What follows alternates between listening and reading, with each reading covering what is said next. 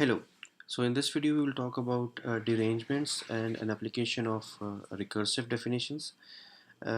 So as a definition, a derangement is known by a permutation of object that's such that no object is at its previous position. So for example, the derangements of 1 2 3 would be 3 1 2 and 2 3 1, because both of them will have each of these 1 2 and 3 change its position. Okay, so in this 3 2 1, 1 is replaced by 3, 2 is replaced by 1, 3 is replaced by 2, and similarly you can appreciate that 2 3 1 is also a derangement here. Okay, now we have to find the number of derangements of n objects. In order to do that, what do? We first of all we will define our derangements. So if we have number of derangement is dn, then we have to define a recursive definition of dn. Okay, so to this end, what do is we will just first of all we'll just have n positions here. So imagine that these are n positions and the starting number were 1 2 up to n. Okay, now imagine that we are only changing the first one. Okay, so we start with changing the first element. So now if it was 1 before, how many elements can come here? Any number between 2 and n can come here. So n minus 1 items. So we a little bit neatly here. So n minus 1 items can take this position. Now what do is we suppose that this position is taken by the element which was at position k. So this is my kth position here. Okay, so then my new position is k and then something.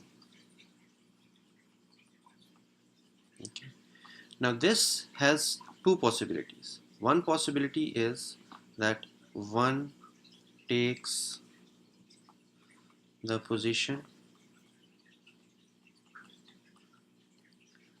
at k, and the second one is one does not take the position at k.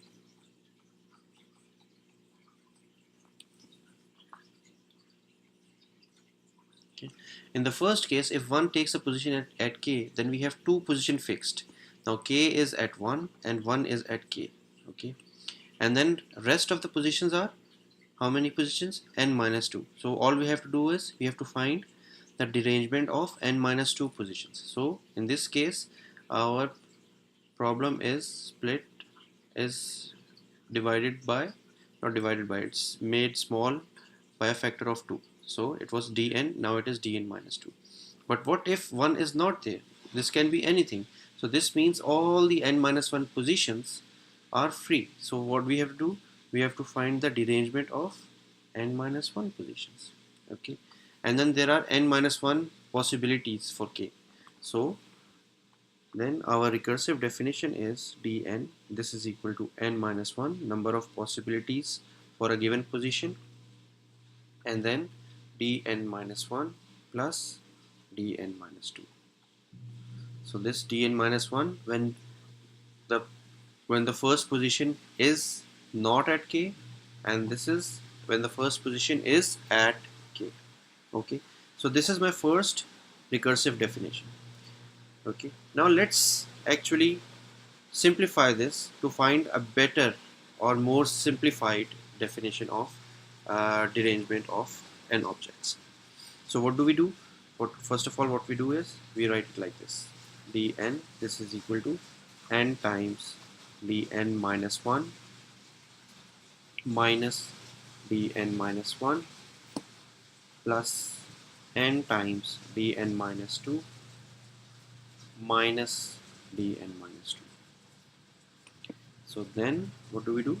We say d as n times dn minus 2 minus dn minus 1 minus dn minus 2, which is equal to negative 1 times d of n minus 1 minus n minus 1 times d of n minus 2. Okay. Now you can appreciate that this is a recursive definition. So I can write it as negative 1. Now this guy will be again negative 1 times d n minus 2 minus n minus 2 d n minus 3. Okay, and then I can say minus 1. How many times minus 1 do I have? I can say minus 1 to the n minus 2 d of n minus 2 minus 2 times d of n minus 1. How do I get it? So for example, if I have n minus 2 here, so whatever I subtract from n is the power of my negative 1. Note that we have negative 1 to the 2. And then whatever this index is, n minus 2 is 2. So this is 2 here. And whatever this index is 1 minus that. So I have 2 here and I have 1 here. Okay. So then this is equal to minus 1 to the n. Now note that whenever I have an even summation, even subtraction or addition in the power, I can just remove it because minus 1 to the 2 is just 1. So then this is d of 2 is what? So d of 2 is, I should have written initial conditions, d of 2 is equal to something and d of 1 is equal to something. If I have just one object, how many derangements are there? There are no derangements. If I have two objects, then there is only one derangement of this. So then this is equal to 1 minus 2 times 0, which is equal to minus 1 to the n. So in summary, we have dn, this is equal to n times dn minus 1 plus minus 1 to the n. So this is my recursive definition. Now suppose that I want to find the explicit formula from this recursive definition. Now earlier we did that for using inclusion exclusion principle. Okay, so if I have to do this, what do? We do this. We just apply the definition multiple times. We say dn, this is equal to n times dn minus 1 plus negative 1 to the n, which is equal to n times, what is dn minus 1 then? This is equal to n minus 1 times dn minus 2 plus negative 1 to the n minus 1 plus negative 1 to the n. This is equal to what? Let's simplify this. We say n times n minus 1 times dn minus 2 plus n times minus 1 to the n minus 1 plus minus 1 to the n. Okay, let's apply the recursion again. So this is equal to n times n minus 1 times n minus 2 times dn minus 3 plus negative 1 to the n minus 2. Okay, and I'll just copy this.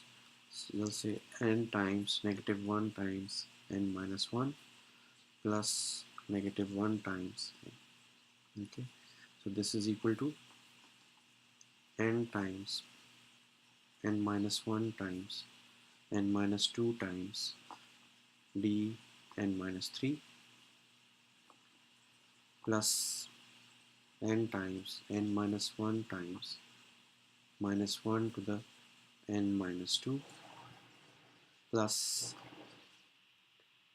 n times minus 1 to the n minus 1 plus minus 1 to the n. Okay, now if I keep on going, What will I get? Okay, now note that I will end up with, I want to end up at what? I want to end up at d of 2. Okay, because d of 2 is the last non-zero number. Okay, so then we'll say, so this is n minus 2 and this is n minus 3. So this guy is 1 less than this. So I will say n times n minus 1 times up to 3 times d of 2. Correct? Then my next term is, so this is 3 terms. So this, I should have 2 terms here. So this finishes at 3, so I should finish at 4 now. So send n minus 1 up to 4, and minus 1 to the power of, this last term is 4 and this last term was n minus 1. So whatever the last term here is the power here. So all I'm doing is just making patterns here. So 3 here. Okay, and then I will say plus n times n minus 1 up to 5 and minus 1 to the 4 plus, then again my last 2 terms is just n minus 1 to the n minus 1 plus minus 1 to the n. Okay, what is this guy now? This guy is nothing but n factorial over 2 factorial. What is d2? d2 is just 1, so I will just not write it. Okay, then what is minus 1 to the 3? It's minus 1, so I'll put a minus there and I'll write n factorial over 3 factorial. What is this guy? Then minus 1 to the 4 is positive, so n factorial over 4 factorial. Okay, so I will minus plus, and this is n factorial, I will say plus n factorial over n minus 1 factorial minus 1 to the n minus 1, I should say plus here, and then plus n factorial over n factorial minus 1 to the n. Then I can say n factorial outside, and then I'll write 1 over 2 factorial minus 1 over 3 factorial plus 1 over 4 factorial minus plus, and then plus minus 1 to the n over n factorial. Okay. Now remember that our initial definition was starting with, when we use the inclusion exclusion principle, it has 1 and then 1 over 1 factorial. So this is, we can add and subtract without any change to the final expression. So the beauty of it is that not only that we can use inclusion exclusion principle to find the explicit formula for the derangements of n objects, we can use recursion to do that as well. So this is another tool to reach the same conclusion to you. Hope it was easy to understand, and thanks for watching. Hope you liked the video.